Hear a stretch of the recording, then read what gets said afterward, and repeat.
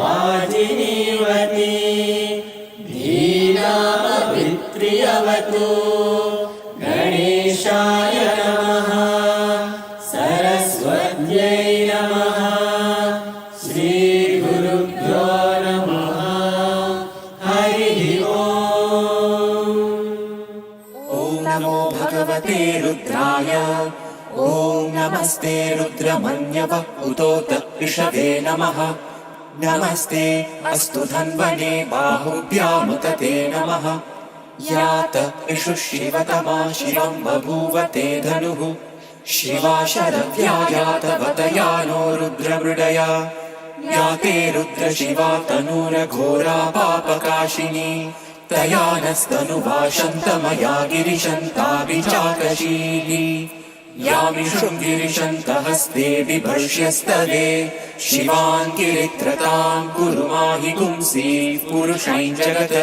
शिवेन वचसा त्वा गिरिशाच्चावदामसि यथा नः सर्वमिज्जगदयक्ष्मगुं सुमना असत् अद्य वोचदधिवक्ता प्रथमो दैव्योऽभिषक् अहीगश्च सर्वान् जम्भयन् सर्वा आश्रयातु धान्यः असौ यस्ताम्रो अरुण उत बभ्रुः सुमङ्गलः ये चेमागुं रुद्रा अभितो दिक्षु श्रिताः सहस्रशो वै शागुम्भेड ईमहे असौ यो वसर्पति नीलग्रीवो विलोहितः उतैनन् गोपा अदृशन्नदृशन्नुदहार्यः उतैनं विश्वा भूतानि स दृष्टो मृडयातिनः नमो अस्तु नीलग्रीवाय सहस्राक्षाय मीडुषे अतो ये अस्य सत्त्वानो हन्तेभ्यो करन्नमः प्रमुञ्च धन्वनस्त्वमुभयोराग्नियोज्याम् याश्च ते हस्त इषवः पराता भगवो वपा अवतत्यधनुस्त्वगुं सहस्राक्षशतेषु ते निशीर्य शल्यानां मुखा शिवो नः सुमना भव विजन्धनुः कपर्दिनो विशल्यो बाणवागुम् उत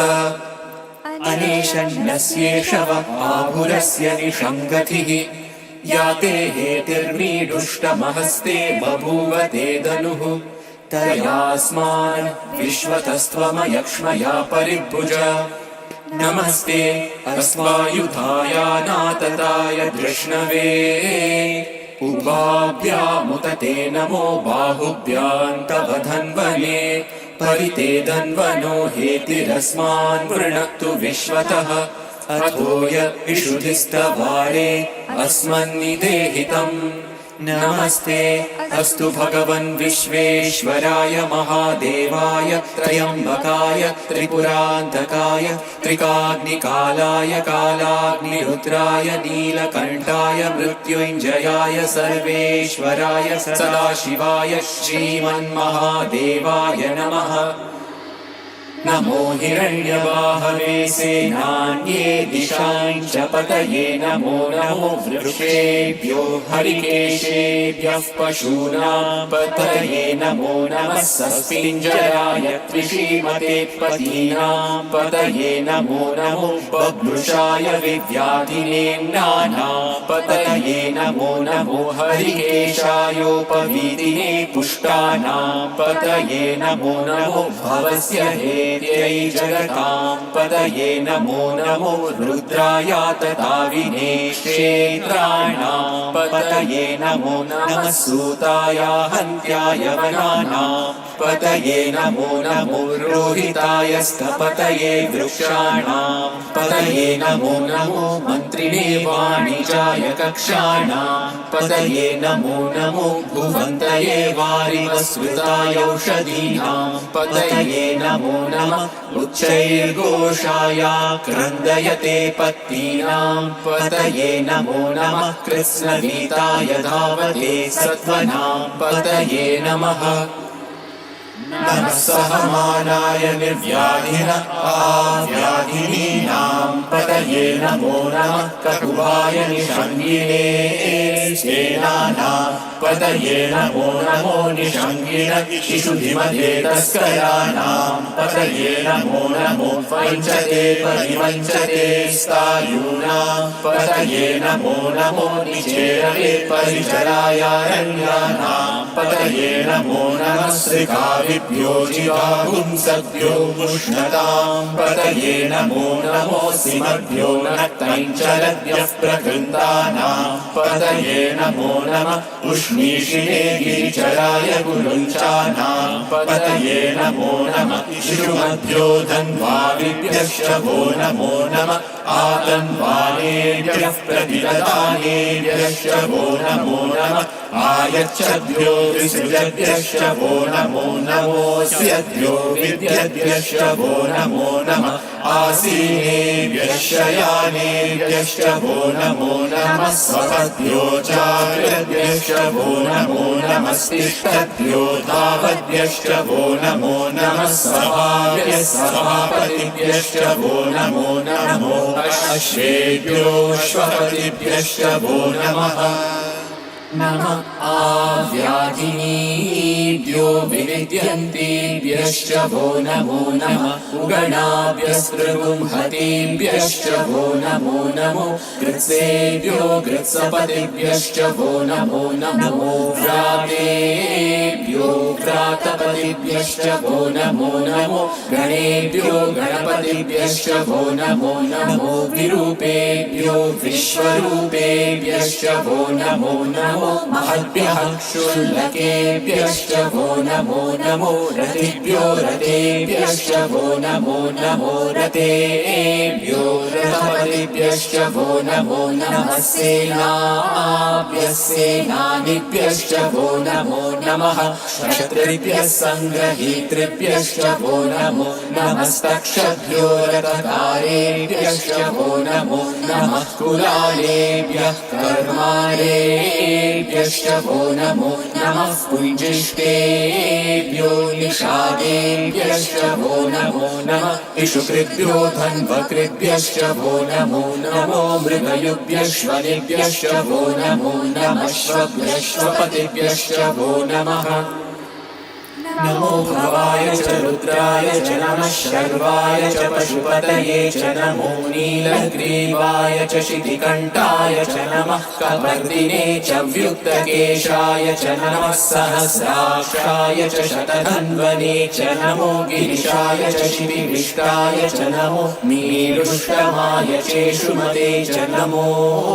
ह्रस्वाय च वामनाय च नमो बृहते च वर्षीयसे च नमो वृद्धाय च समृद्ध्वये च नमो अग्र्याय च प्रथमाय च नमः आशवे चाजिराय च नमः शीघ्रियाय च शीघ्राय च नमः ऊर्म्याय चावस्वन्याय च नमः स्रोतस्याय च द्वीप्याय च नमो ज्येष्ठाय च कनिष्ठाय च नमः पूर्वजाय चापरजाय च नमो मध्यमाय चापगल्भाय च नमो जघन्याय च बुद्धियाय च नमः सोऽभ्याय च प्रतिसर्याय च नमो याम्याय च क्षेम्याय च नमः उर्वर्याय च कल्याय च नमः श्लोक्याय चावसान्याय च नमो वन्याय च कक्ष्याय च नमः श्रवाय च प्रतिश्रवाय च नमः आशुषेणाय चाशुरताय च नमः शूराय चावभिन्धते च नमो वर्णिने च वरूतिने च नमो बिल्लिने च कवचिने च नमः श्रुताय च श्रुतसेनाय च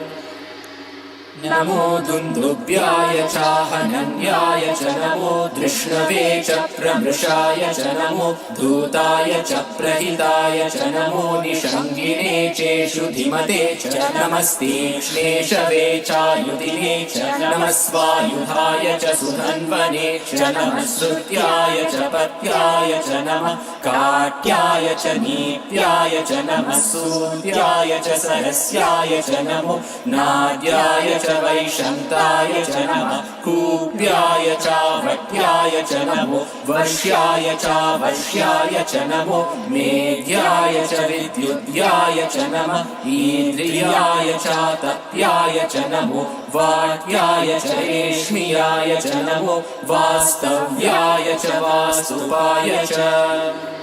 ॐ हर हर हर हर ॐ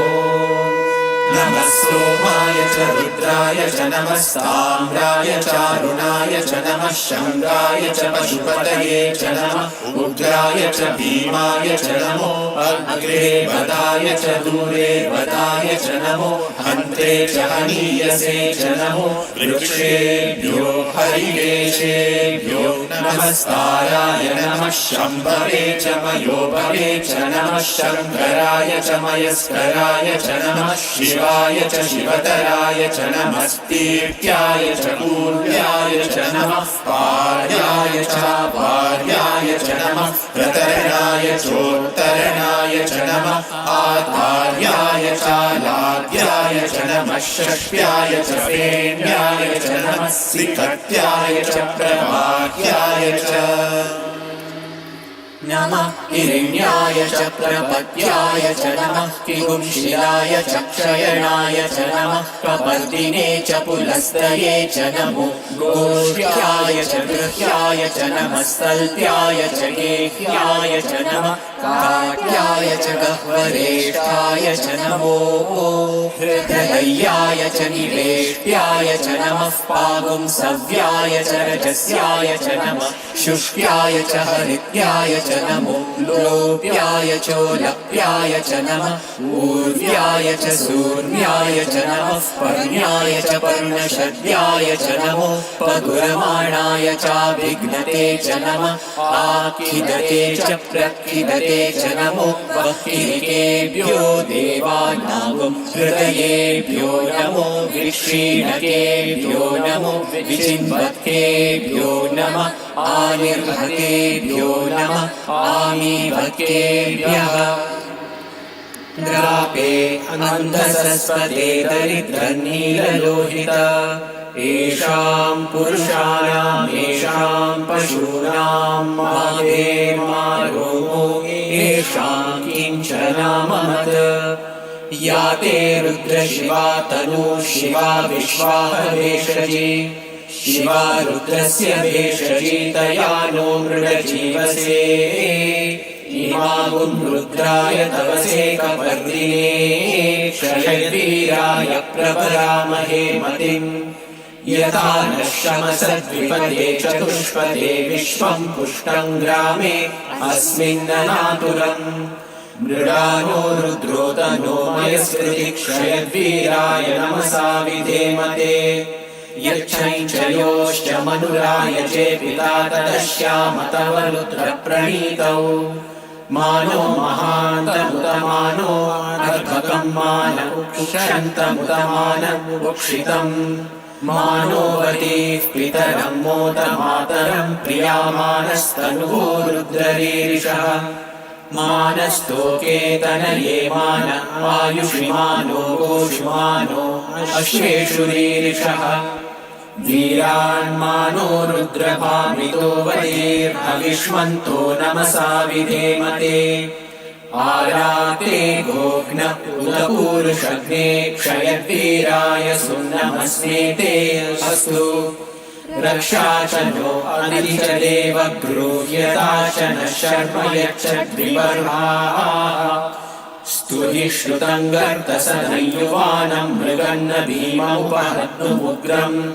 मृडा चरित्रे रुद्रस्तवानो अन्यन्ते अस्मन्निवपन्तु सेनाः परिणो रुद्रस्य हेतिर्वृणत्तु परित्वेषस्य दुर्मतिरघायोः अवस्थिरामकवध्यश्च विश्वमीड्वस्तोकायतनयाय मृडया मीडुष्टमशिवतमशिवो नः सुमना भव परमे वृक्ष आयुधन्विताय वृत्तिं वसान आचर पिनाकं बिभ्रदागहि विकिरितविलोहित नमस्ते अस्तु भगवः यास्ते सहस्रगुं हेतयोऽन्यमस्मन्निवपन्तु ताः सहस्राणि सहस्रता बाहुवोस्तव हेतयः तासामीशानो भगवः पराशीनामुखाकृति सहस्राणि सहस्रशो ये रुद्रा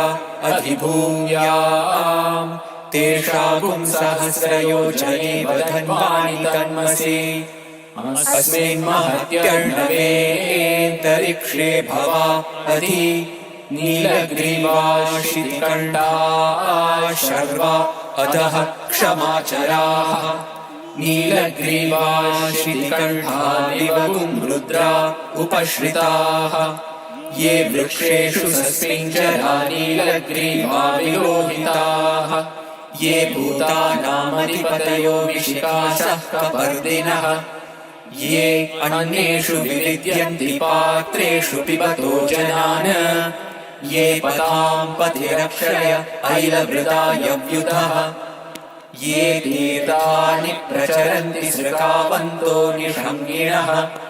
य एतावन्तश्च भूयागुंसश्च दिशो रुद्रावितस्थिरे तेषां सहस्रयोजने धन्वानि तन्मसि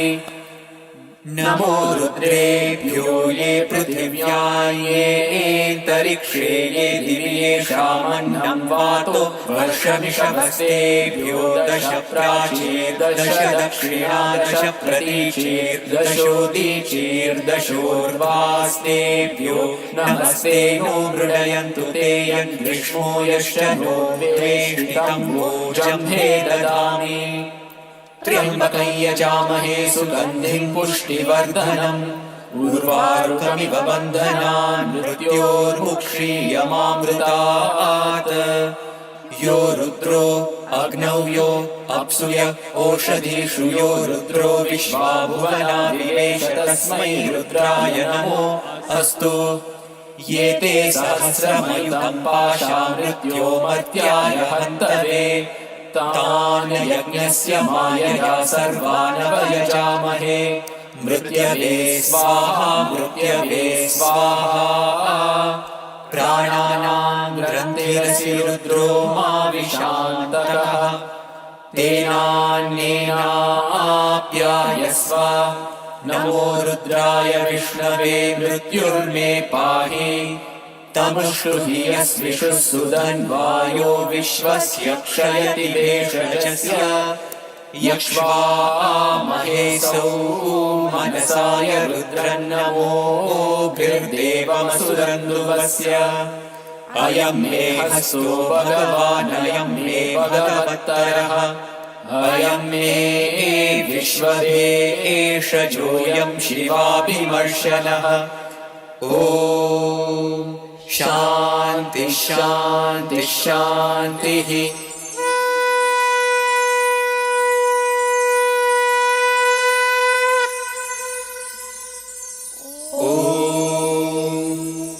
अग्ना विष्णु सजोषसे मा वर्धन्तु मां गिरः द्युम्नैर्वाजेभिरागतम् वाचश्च मे प्रसवश्च मे प्रयतिश्च मे प्रसिद्धिश्च मे नीतिश्च मे क्रतुश्च मे स्वरश्च मे श्लोकश्च मे श्रावश्च मे श्रुतिश्च मे ज्योतिश्च मे सुवश्च मे प्राणश्च मे पानश्च मे व्यानश्च मे सुश्च मे चित्तं च आधीतं च मे वाक् च मे मनश्च मे चक्षुश्च मे श्रोत्रं च मे दक्षश्च मे बलं च ओजश्च मे सहश्च आयुश्च मे जरा च आत्मा च मे धनुश्च मे शर्म च मे वर्म च मेऽङ्गानि च मे स्थानि च मे परुगुंषि च मे शरीराणि च मे ज्येष्ठं च आधिपत्यं च मे मन्युश्च मे भामश्च मे वश्च मे वश्च मे जेमा च मे महिमा च मे वरिमा च मे प्रतिमा च मे वश्मा च मे ग्राभूया च मे वृद्धं च मे वृद्धिश्च मे सत्यं च मे श्रद्धा च मे जगच्च मे धनं च मे वशश्च मे त्रिशिश्च मे क्रीडा च मे मोदश्च मे जातं च मे जनिष्यमाणं च मे सूक्तं च मे सुकृतं च मे वित्तं च मे वेद्यं च मे भूतं च मे भविष्यत् च मे सुखं च मे सुपदं च मरुद्धं च मरुद्धिश्च मे कृतं च मे कृत्तिश्च मे मतिश्च मे सुमतिश्च मे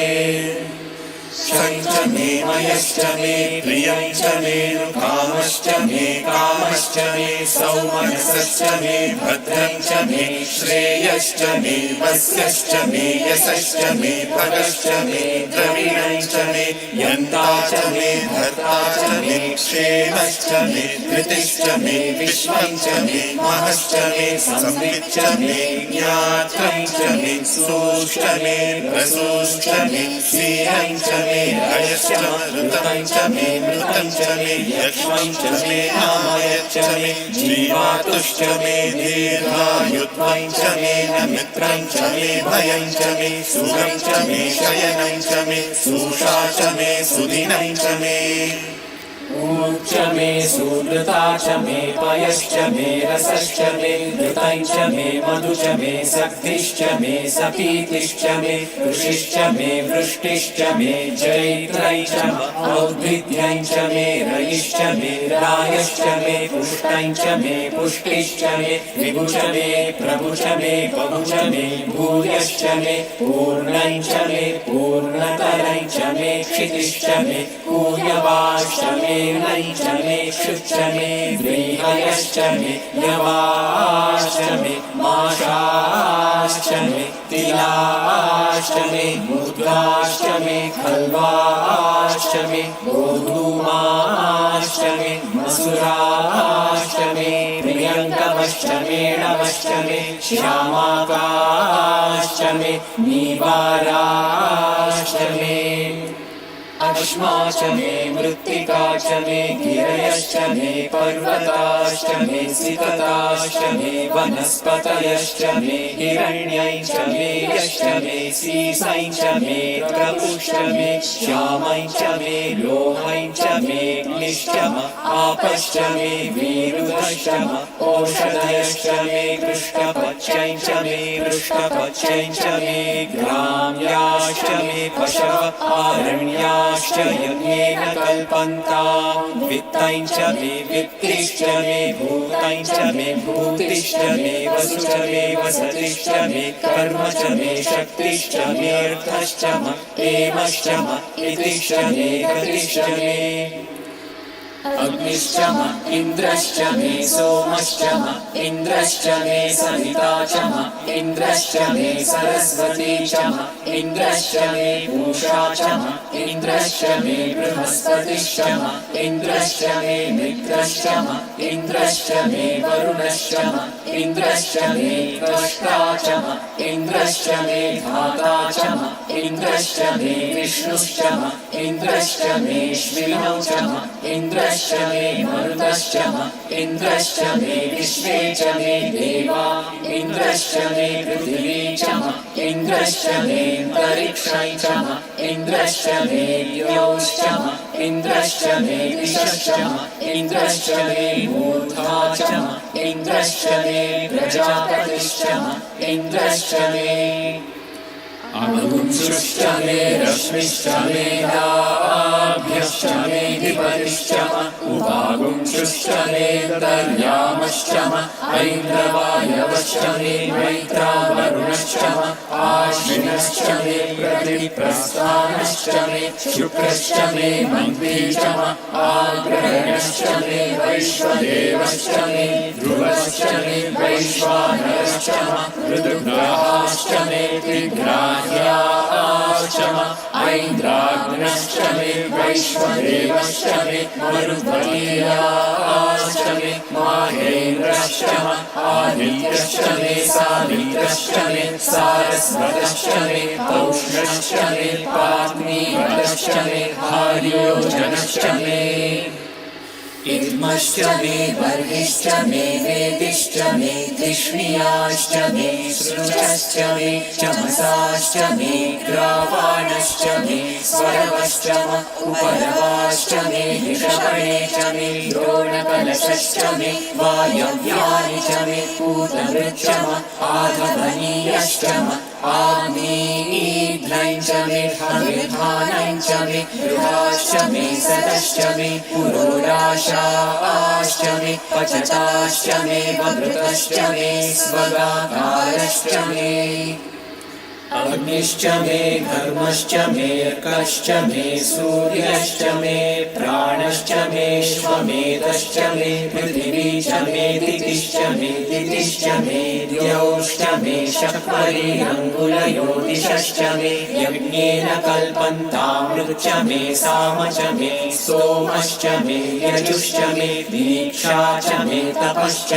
ऋतुश्च मे व्रतं च मे होरात्रयोः दृष्ट्या बृहत्कृतन्तरे च मे यज्ञेन कल्पेताम्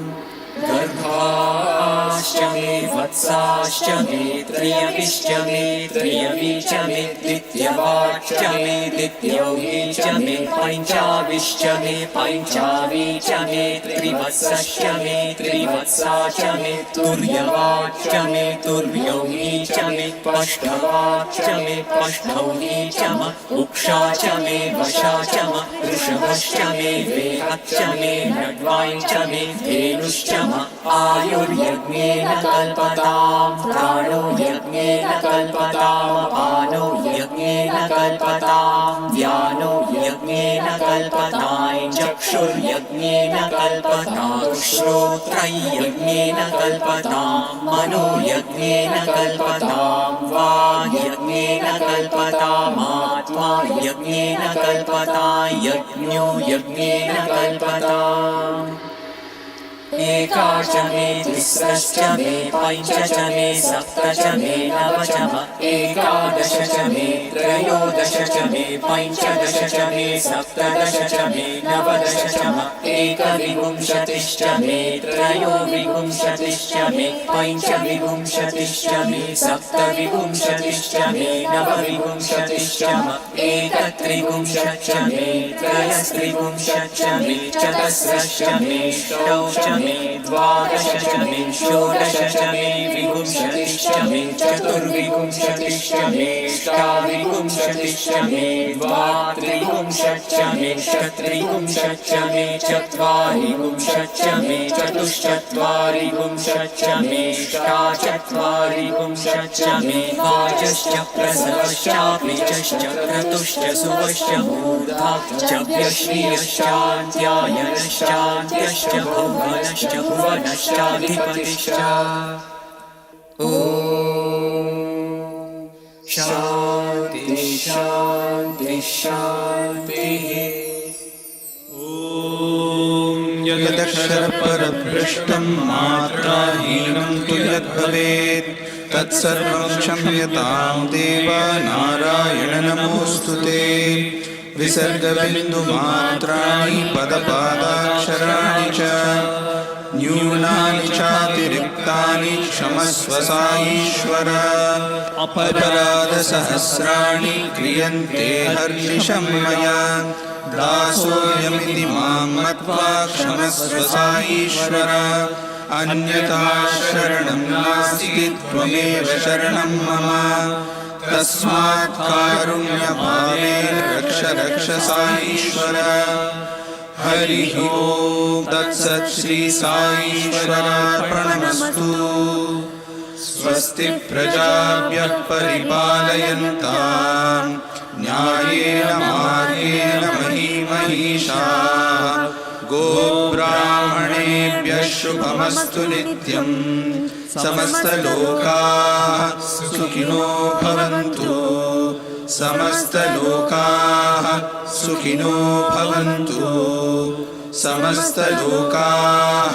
सुखिनो भवन्तु ॐ शान्ति शान्ति शान्तिः।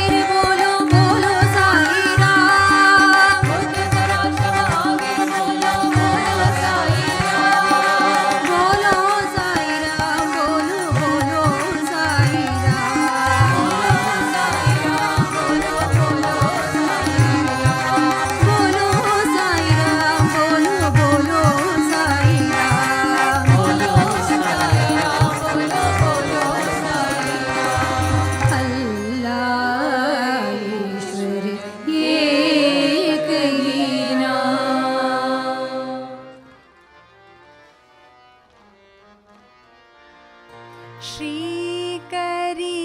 कृपाकरी क्षेमंकरी साईश्वरी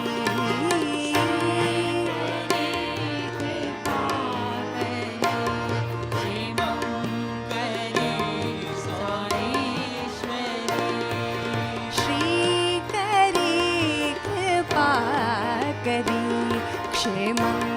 करी साईश्वरी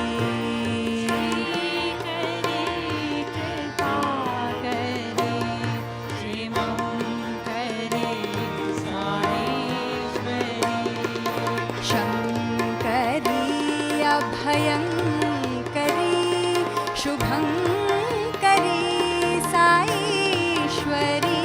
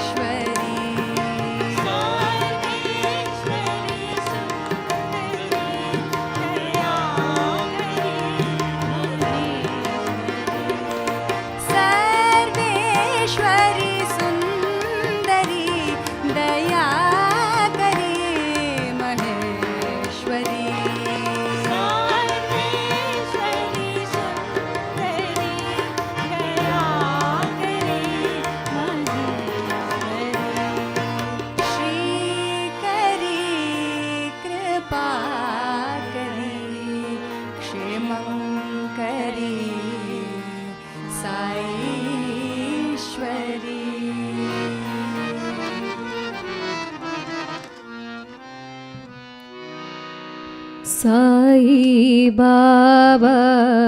गीतसुधा मधुरं मधुरम्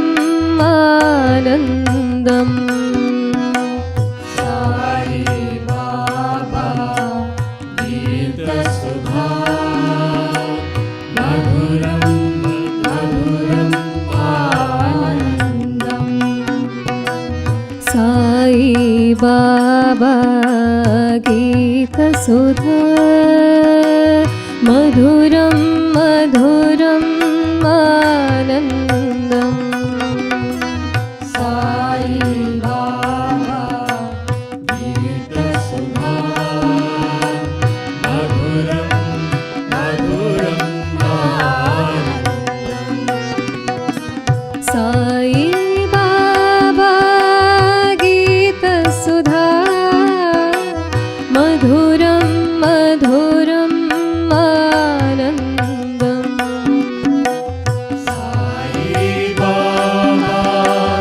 गीतसुधा मधुरं मधुरम् आनन्दम् साई बाबा गीतसुधा मधुरं मधुरम् आनन्दम् साई बाबा गीतसुधा मधुरं मधुरम् आनन्दम् साई बाबा गीतसुधा मधुरं मधुरम् आनन्दम् साई बाबा गीतसुधा मधुरं मधुरम् आनन्दम् साई बाबा गीतसुधा मधुरं मधुरम् आनन्दम् साई बाबा गीतसुधा मधुरं मधुरम् आनन्दम् परति बाबा गीतसुधा मधुरं मधुरम् आनन्दम् परति बाबा गीतसुधा मधुरं मधुरम् आनन्दम् परति बाबा गीतसुधा मधुरं मधुरम् आनन्दम् परति बाबा गीतसुधा मधुरं मधुरम् आनन्दम् साई बाबा गीतसुधा मधुरं मधुरम् आनन्दम् साई बाबा गीतसुधा मधुरं मधुरम् आनन्दम् साई बाबा गीतसुधा मधुरं मधुरम् आनन्दम् साई बाबा गीतसुधा मधुरं मधुरम् आनन्दम् साई बाबा गीतसुधा मधुरं मधुरम् आनन्दम् साई बाबा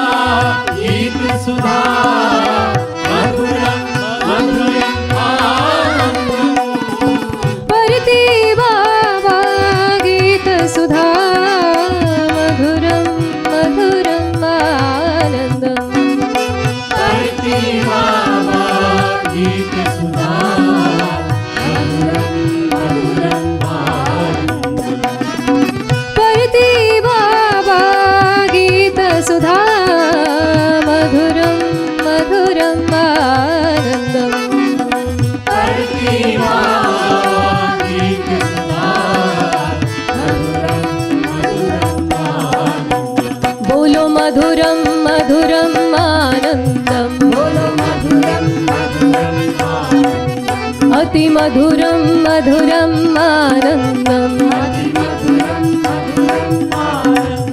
बोलो मधुरं मधुरम् आनन्दम् अति मधुरं मधुरम् आनन्दम्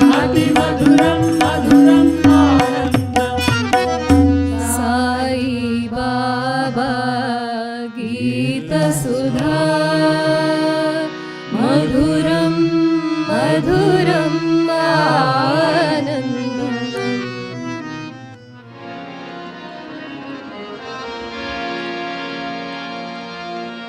मंगल शुभ करी माँ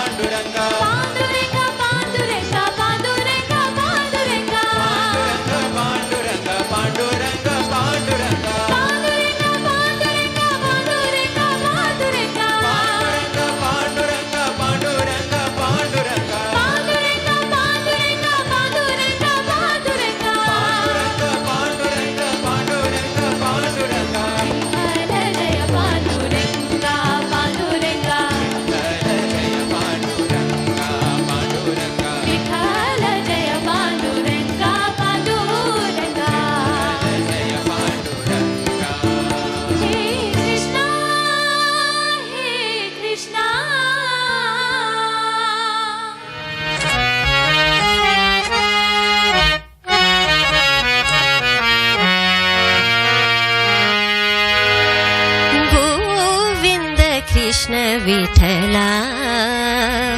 वेणुगोपाल कृष्ण विठला गोविंद कृष्ण विठला वेणुगोपाल कृष्ण विठला गोविंद कृष्ण विठला वेणुगोपाल कृष्ण विठला गोविंद कृष्ण विठला वेणुगोपाल कृष्ण विठला पांडुरंग विठला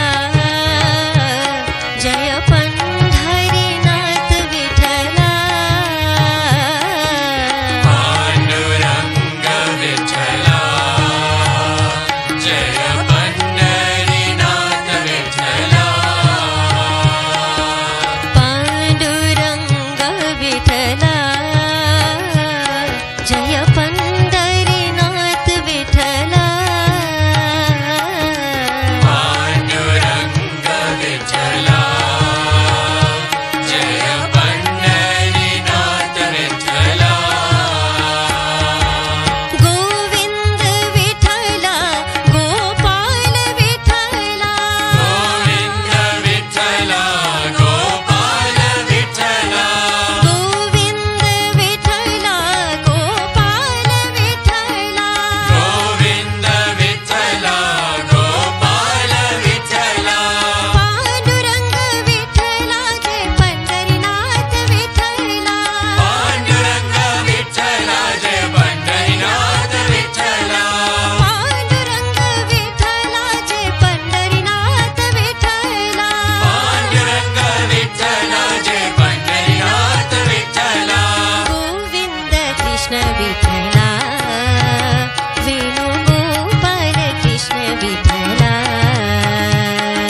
गोविंद कृष्ण विठला वेणुगोपाल कृष्ण विठला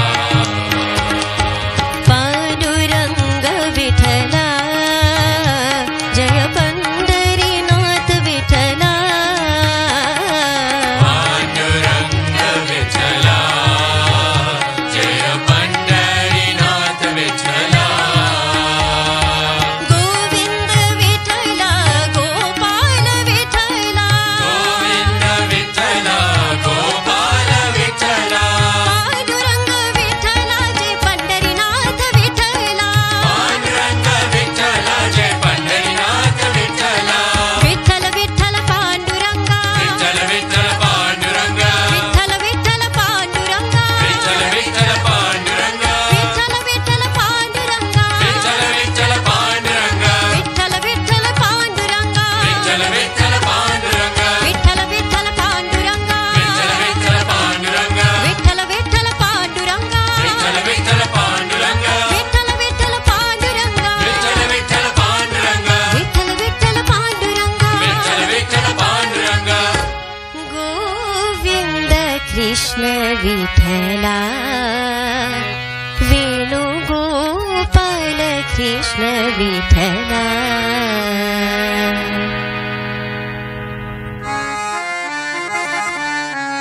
भस्म विभूषित भवानी शंकर भस्म विभूषित भवानी शंकर भस्म विभूषित भवानी शंकर भस्म विभूषित भवानी शंकर भवभयनाशा भोला शंकर भवभयनाशा भोला शंकर भवभयनाशा भोला शंकर भवभयनाशा भोला शंकर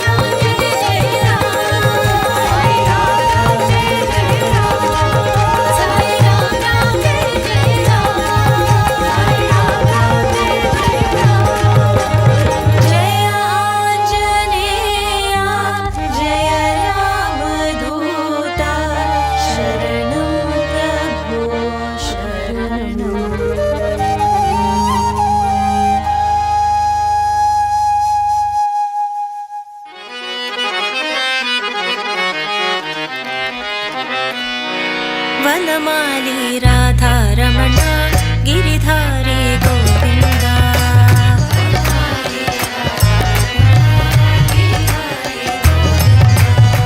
वनमाली राधारमण गिरिधारी गोविन्द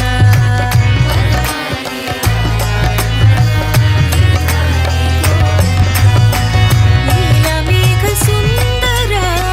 नारायण गोविन्द नीलमेघ सुन्दर नारायण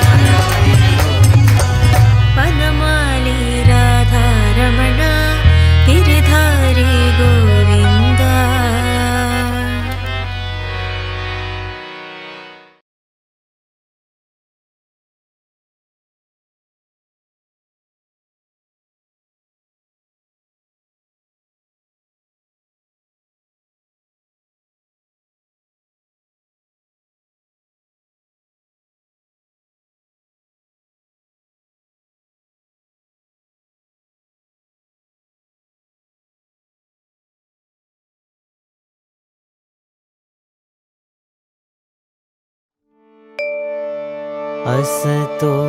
मा सद्गमय तमसो मा ज्योतिर्गमय मृत्योर्मा अमृतं गमय।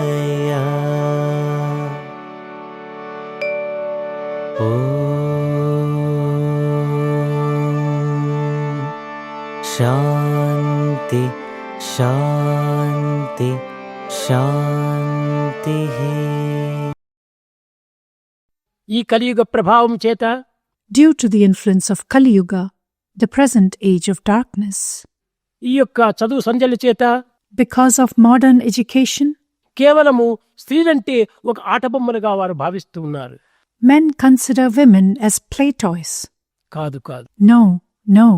దేశమును ఉద్ధరించేటువంటి వారు, In fact, women uplift the country. దేశములకు ఆదర్శాన్ని అందించేటువంటి వారు, They set an ideal for the nation దేశం యొక్క మంగళకరమైనటువంటి యొక్క గుణగణములు ప్రకటించేటువంటి వారు and proclaim the auspicious virtues and character of the nation. స్త్రీలే.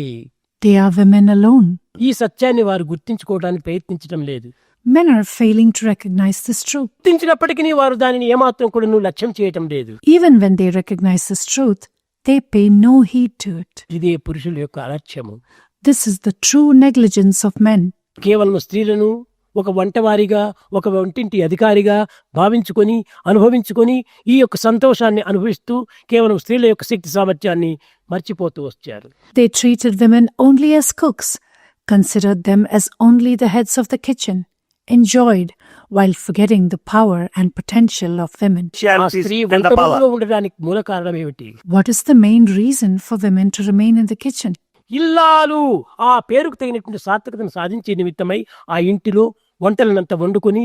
పతులకు పిల్లలకు సరైనటువంటి ఆరోగ్య ఆనందం అందించే నిమిత్తమై పవిత్రమైన ఆహారాన్ని ఆవిర్భవింపచేస్తూ వచ్చారు. The housewife, in order to derive the true merit of that name, prepares all the meals for the household, providing the husband and children with pure food for their health and happiness. నేడు నిన్న వచ్చినటువంటివి Padma Shri Padma Vibhushan titles. The national honors with titles like Padma Shri and Padma Vibhushan came about only recently. ప్రాచీన కాలం నుంచి ఒక్క స్త్రీలకు మాత్రమే ఈ పవిత్రమైనటువంటి యొక్క బిరుదులంతా అందిస్తూ వచ్చారు. In ancient times, only women received sacred titles. ఇల్లాలు, Illalu, housewife, Gruhalakshmi, Grihalakshmi, goddess of the house, ధర్మపత్ని, Dharmapatni, righteous wife, అర్ధాంగి. Ardhangi, better half. ఈ టైటిల్స్ ఎవరికి వచ్చినాయి? Who received these titles? కనుక వారు చేసేటువంటి యొక్క ఆచరణను, వారి భావములను, వారి త్యాగములను, వారి గుణగణములను కూడాను ఆదర్శం చేసుకుని వీరికి ఇన్ని titles అందించుకున్నారు. Women received all these titles because they set an example through their actions, their thoughts, their sacrifices, and their virtues. కానీ ఈ కలి ప్రభావం చేత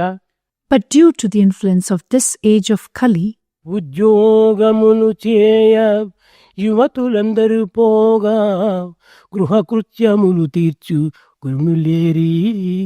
అని క్వశ్చన్ వేస్తూ వస్తున్నారు. a question is posed.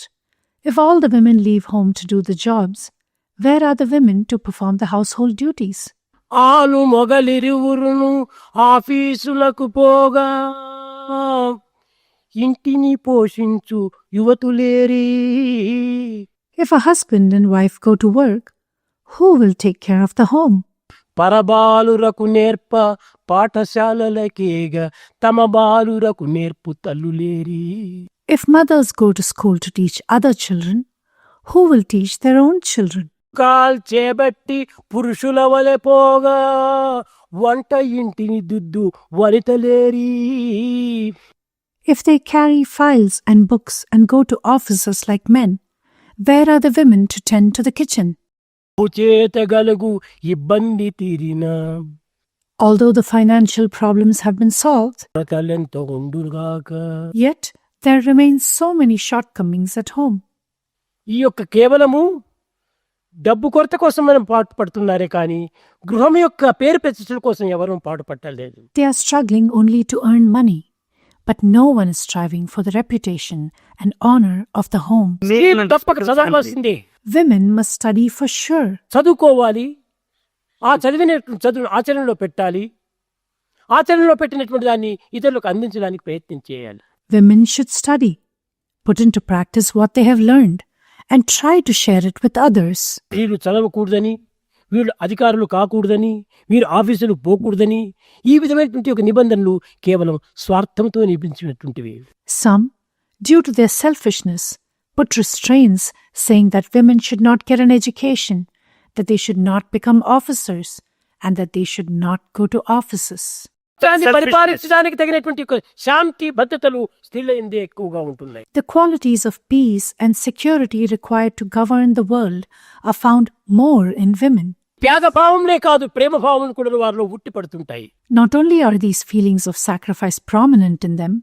but feelings of love are also prominent. ఏదో సమయ సందర్భాన్ని పురస్కరించుకొని కొంచెం క్రోధం రావచ్చును, అది తాత్కాలికమైనటువంటివే కానీ ఇది హృదయం నుంచి ఆవిర్భవించినటువంటివి కాదు. Sometimes, in certain situations, they may get slightly angry, but it's only temporary and does not arise from the heart. స్త్రీ పురుషులకు ముగ్గురికి కూడా ఇద్దరికి కూడాను తగినటువంటి గుణములు ఉంటున్నప్పటికీ కానీ స్త్రీల యందు ఉత్తమ గుణములు, ఆదర్శ గుణములు, ఆనంద గుణములు అధికంగా ఉంటున్నాయి. Although both men and women possess appropriate virtues, women, however, possess superior virtues, ideal qualities, and qualities of joy in greater abundance. Savitri పవిత్రమైన చరిత్రను మనం విచారించి చేసినప్పుడు When we examine the sacred history of the saintly woman Savitri, గత జీవుడైనటువంటి పతిని బ్రతికించుకోవడానికి సర్వ విధమును కూడాను యమునితో కూడాను యుద్ధం చేసి ఆ యొక్క దీనిని సాధిస్తూ వచ్చి to bring her deceased husband back to life, she fought in every possible way, even battling with Lord Yama, the god of death, and ultimately succeeded. కానీ పురుషులు ఎందు ఎవరైనా ఒక్కరైనా కూడాను గతించినటువంటి ఒక పతిని సతిని బ్రతికించుకోవడానికి ప్రయత్నం చేసినటువంటి వారు ఒక్క చరిత్ర కూడా ఇక్కడ కనిపించడం. However, among men, there is not a single person who has tried to bring back his deceased wife to life, and there is no historical evidence of such an attempt anywhere. సతి మరణించిన తక్షణమే రెండో వివాహంలో ప్రయత్నం సిద్ధంగా ఉంటారు కానీ సతులు ఆ విధంగా కాదు. A man is ready for a second marriage soon after the death of his wife, but women are not like that. ఈ ఆధునిక యుగము లోపల In this modern age, ఈ వికారమైనటువంటి భావములు అభివృద్ధి అయిపోయి such distorted or corrupt thoughts are on the rise, వారికి విరుద్ధమైనటువంటి మార్గం నడచాలని and men behave in a way against women కేవలం కావాలనేటువంటి ఉద్దేశంతో వారికి అన్ని ఇక్కట్టు కలిగిస్తూ ఉంటున్నారు. and have been causing trouble for them intentionally. కనుక ఇట్టి పవిత్రమైన మన ప్రాచీన ధర్మమును సంస్కృతిని నిలబెట్టే నిమిత్తమై Therefore, to preserve our sacred, ancient dharma and culture, ప్రతి నెల 19వ తేదీ స్త్రీల యొక్క దినంగా ఏర్పరుస్తూ వచ్చాము. we have been observing the 19th of every month as Women's Day. కానీ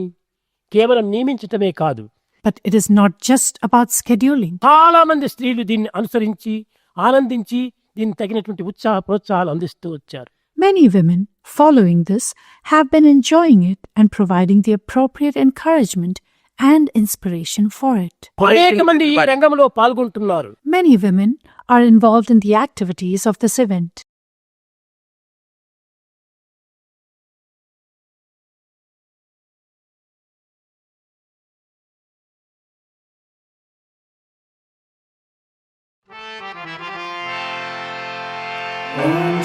जगदीश हरे सरस्वती साई हरे भक्त जना संरक्षक भक्त जना संरक्षक करति महेश्वर ओम जय जगदीश हरे शशिवदना श्रीधरा सर्वा प्राणपते स्वामी सर्वा प्राणपते आश्रित कल्पलतीका आश्रित कल्पलतीका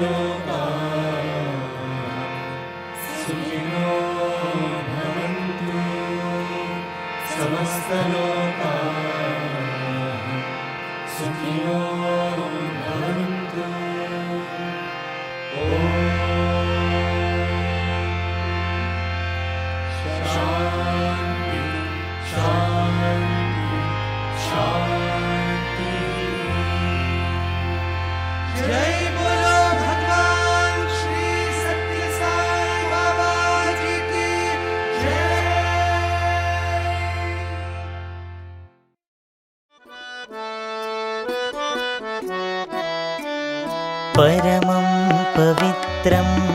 भावाविभूतिं परमं विचित्रं लीलाविभूतिं परमार्थ इष्टार्थमोक्षप्रदानं भावाविभूतिम् इदमाश्रयामि परमं पवित्रं भावाविभूतिं परमं विचित्रं लीलाविभूतिं परमार्थ इष्टार्थमोक्षप्रदानं भावाविभूतिम् इदमाश्रयामि परमं पवित्रं भावाविभूतिं परमं विचित्रं लीलाविभूतिं परमार्थ इष्टार्थमोक्षप्रदानं भावाविभूतिम् इदमाश्रयामि भावाविभूतिम् इदमाश्रयामि साई बाबा विभूतिम् इदमाश्रयामि। ॐ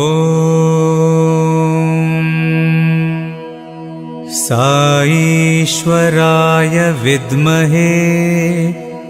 सत्यदेवाय धीमहि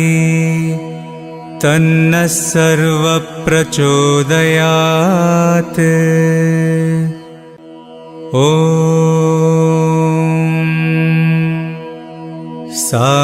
साईश्वराय विद्महे सत्यदेवाय धीमहि तन्नः सर्वप्रचोदयात्। ॐ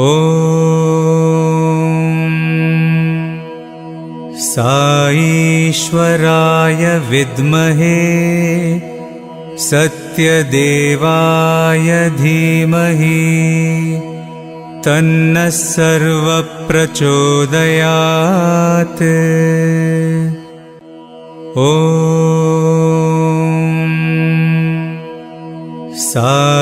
साईश्वराय विद्महे सत्यदेवाय धीमहि तन्नः सर्वप्रचोदयात्। ॐ साईश्वराय विद्महे सत्यदेवाय धीमहि तन्नः सर्वप्रचोदयात्। ॐ साईश्वराय विद्महे सत्यदेवाय धीमहि तन्नः सर्वप्रचोदयात्। ॐ साईश्वराय विद्महे सत्यदेवाय धीमहि तन्नः सर्वप्रचोदयात्। ॐ साईश्वराय विद्महे सत्यदेवाय धीमहि तन्नः सर्वप्रचोदयात्।